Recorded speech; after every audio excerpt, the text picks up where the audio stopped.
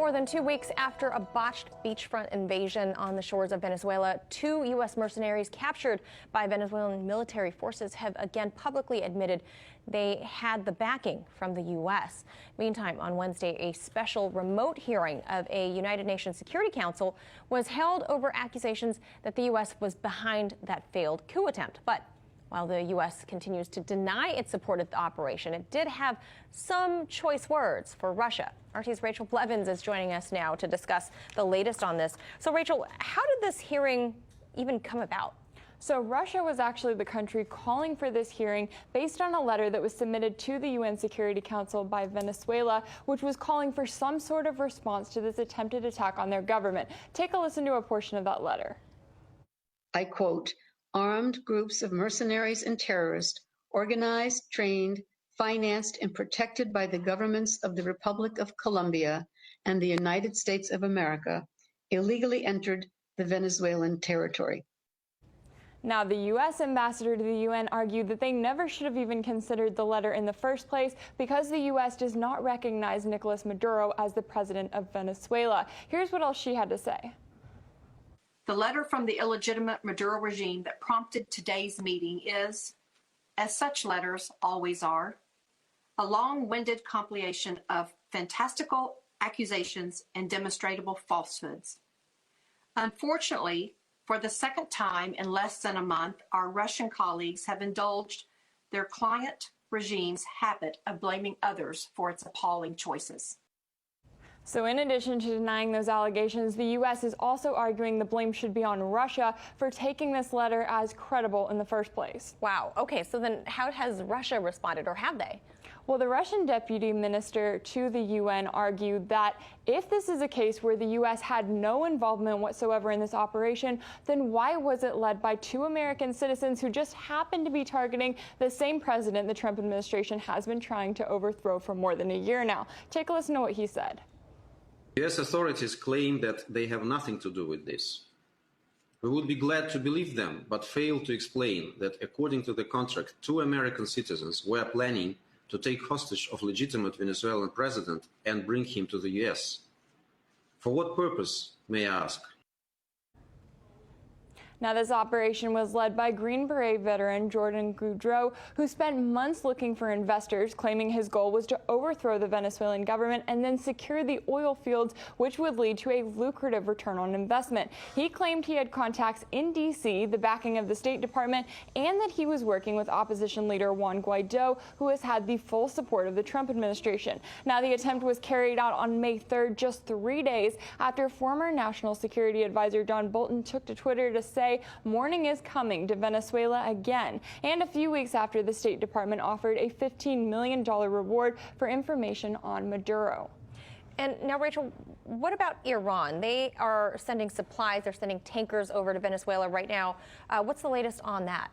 So the Iranian ambassador to Venezuela confirmed that that fleet of 5 tankers carrying more than $45 million worth of gasoline and supplies is still en route to Venezuela despite ongoing complaints from the U.S.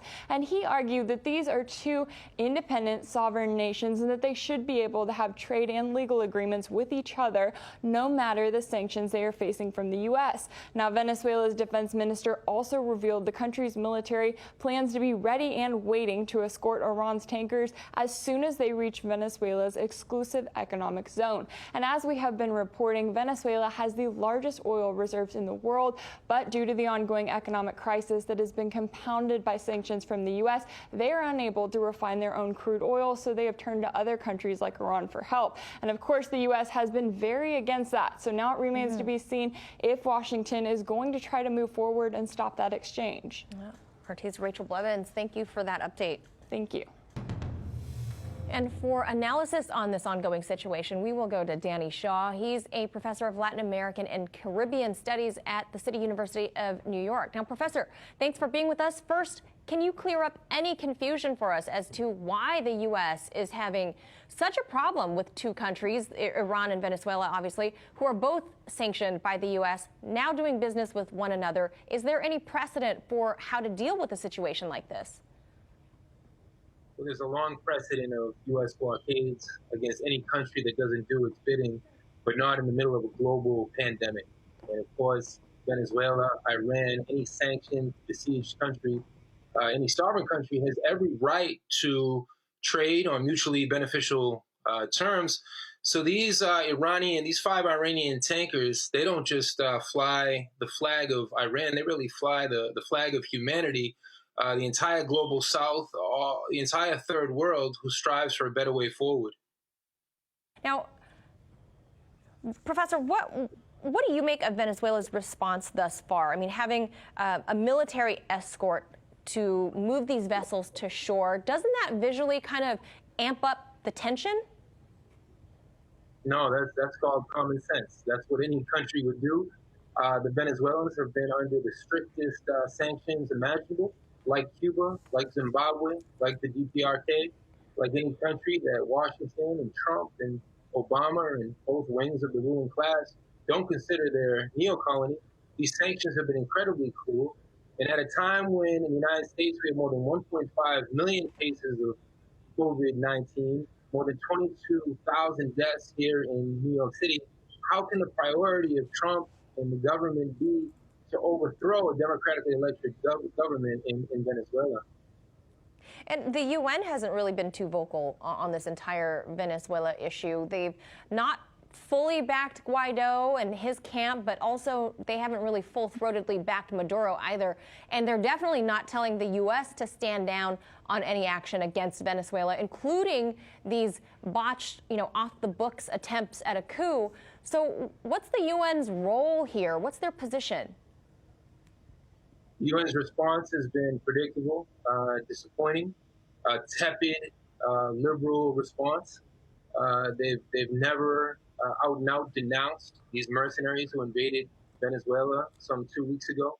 They've never denounced the 15 million bounty that the U.S. illegally and criminally put on the head of Nicolas Maduro, Diosdado Cabello, and the Bolivarian leadership. They've done very little to fight against these sanctions. These sanctions are incredibly cruel, intentionally denying the Venezuelan people gasoline, threatening to cut off WhatsApp, Facebook, Google, things that we in the imperialist countries would take for granted. And it's all designed to demoralize and dishearten the Venezuelan people, yet they continue to fight back by any means necessary against imperialism. And Professor, you just a moment ago mentioned COVID-19. Obviously, today we are learning now that Latin America now has the fastest growing rate of COVID cases. Do you expect the U.S. to have any sympathy towards Venezuela as they battle this worldwide pandemic? Quite the opposite. They've, at the very height of this global unprecedented pandemic, all they've done is tightened restrictions. Their plan has always been, these sanctions did not begin under Trump. They've existed for a long time under Democratic presidencies as well. And what they seek to do is completely drain Venezuela of its economic potential, create hardship, create mass migration, create hunger, stoke the flames of any sectarianism, and then CNN and Fox News, the whole gamut of U.S. mainstream channels and newspapers turns around, points the finger, Maduro, Maduro, Maduro.